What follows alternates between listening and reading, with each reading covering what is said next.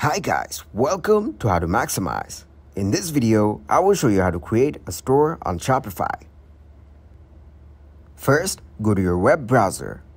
Here, you need to search for Shopify. Then, go to shopify.com. Once you're in, scroll down and you'll see the option to add your email address. Type your email address. Once you're done, click on Start Free Trial. After that, click on Skip to skip these options. Keep on skipping all these options. Now, select the country or region and click on Next. Now you can continue by selecting any of these options. To show you, I'm continuing with my email address. Then select a strong password. Once you're all done, click on Create Shopify ID. Wait for it to complete the process. Here, as you can see, your Shopify account is all set to be used.